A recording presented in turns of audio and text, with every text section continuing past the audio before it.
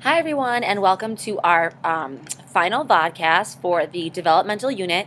Today, we're going to focus on a specific type of development that everybody goes through and that you all have lots of experience with. Of course, it's gender development, right?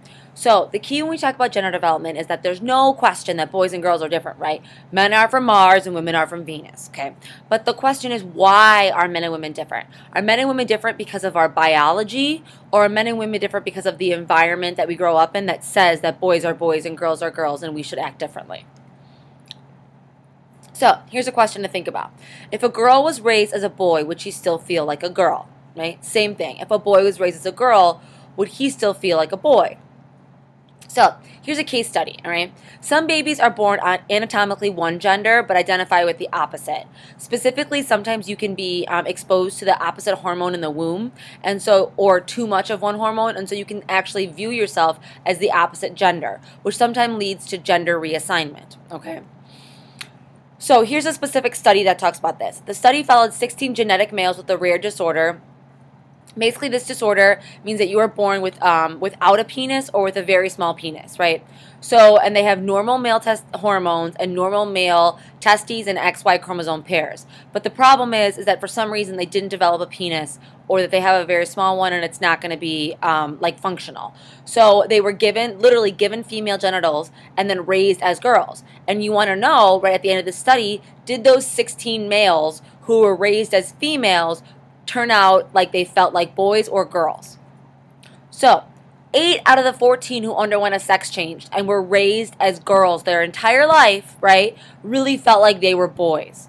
And they never even knew, right, until much later that they were originally a boy. So the question is, if gender was 100% biological, then all 14 would have felt like boys. But if it was 100% environment, then none would have felt like boys. So what does this mean gender is, right? It's like anything else, a combination of nature and nurture.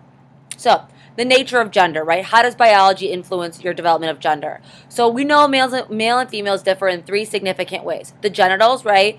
Penis versus vagina. The sex chromosomes, so you have XY for men, XX for girls, and the sex hormones, testosterone and estrogen, okay? And really when boys and girls start to differ is during that 4th and 5th prenatal months. The different brain wiring starts to develop between males and females based on the amount of estrogen and testosterone in the brain. We're all born girls, right? We all start off as girls. And at 6 weeks, an XY fetus starts to produce male hormones, which leads to the development of male genitalia and more testosterone, which equals generally more aggressiveness. Okay? Once you're born, right, a male or female, they find that there's actually differences in the brains of men and women. These differences are not good or bad. It's not that one is better than the other. They're just different. So they find that men have a larger right hemisphere, which gives them a greater spatial ability. They are better at picturing things, and this is why sometimes they say that men are better at reading maps or directions. They also have a corpus callosum that's smaller. That's that connection, right? And that means their communication, they have less communication between both sides. So male brains are more specialized and allowed to focus at one thing at a time. Whereas women have a larger left hemisphere, and so they're better at reading faces and emotions. They have a talent for language. They actually use significantly more words per day than men do. They speak and read better earlier than men, and they have a corpus callosum that's larger, so they tend to use both sides of their brain for language and spatial skills. Now, here's the nurture of gender, right? So, how does society actually make you a boy or a girl, right? So, gender roles are expectations for the way that men and women behave in society. We all know these gender roles. Men are supposed to work, and they're supposed to be strong and tough and all of these things, and women are supposed to take care of the home and take care of the children. And as much as we've maybe gotten away from some of the traditional gender roles that we've had a long time ago, and there's been more equality, it's still found out that married women do 90% of the laundry and 13% of the car maintenance. When a child gets sick, it's more likely that the women will stay home, and 85% of greeting cards are purchased by women, right? Think about your own family. When you go out on a road trip, who drives the car, right? When you need to know where your clothes are, who do you ask, right? So those are all those kind of gender roles that sometimes we don't even think about, even though they're becoming more equal, right? And in general, gender roles tend to, it's better for a woman to act like a man than it is for a man to act like a woman. Okay, some other things, right? So as you develop your gender roles, right, you have a couple of other things that come along with this gender role as you learn about it when you're a child, right? So you see gender roles happening in your society, you watch TV, you see your mom and dad, whatever, and then you develop a gender identity. So you figure out, am I a boy or am I a girl, right? And this kind of comes around the age of 2 when you start to really realize that you have genitals and like, oh, like I have a penis, I have a vagina, I look like my mom, I look like my dad, these kinds of things, right? And then with that comes the development of traditional male or female roles. So do you take on, you become gender typed. So you become more masculine as a boy or more feminine as a girl. And some girls are more feminine than others and some boys are more masculine than others. So you become gender typed. Okay, so how does this work, right?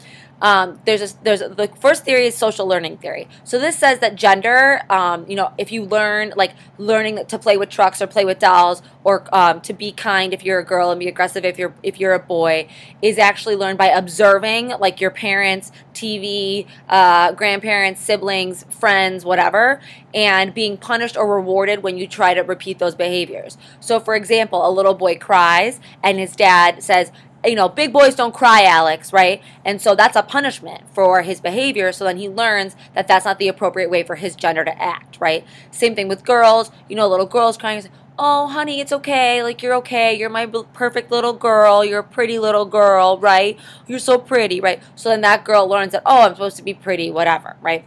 And so this is where I talked about earlier that gender typing comes in because, girls learn to be like girls because they see that they're rewarded when they act like girls, and boys learn to be like boys when they're rewarded and act like boys. The interesting thing about this is that even if families are really, really careful and try not to ever use any of that gender language, like big boys don't cry, somehow boys and girls still tend to separate themselves. So this is where we come up with the idea of a gender schema.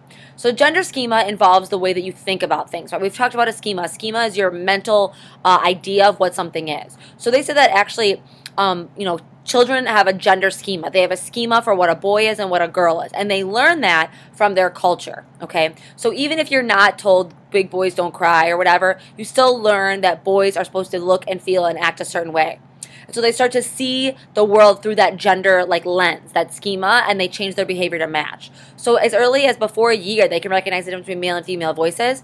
At 2 years, they start to realize that there's boy and girl pronouns, right? He, she, okay? In almost every language, right? We have el and la, all these different things. So, it's very, the world is very gendered, right? So they figure out their gender identity. Am I a boy or am I a girl?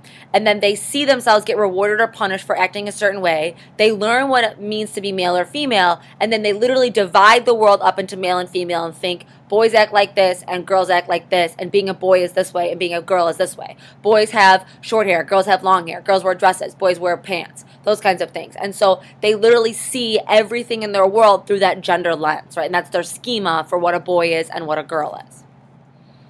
Okay, it kind of looks like this, right? So you're rewarded and punished when you model others and you become gender typed. Your culture tells you what you are. You find that gender schema, and then you develop the boy world and the girl world and the gender typed behavior. Okay, so this theory, gender schema theory, kind of builds off of the social learning theory. So I want you to take a look at this, and I want you to guess, men or women, who's got better at each of these things, or which one for each of these questions, and bring it into class tomorrow. Okay? All right, that's all for now, AP Psychos, and remember, psychology is flippin' awesome.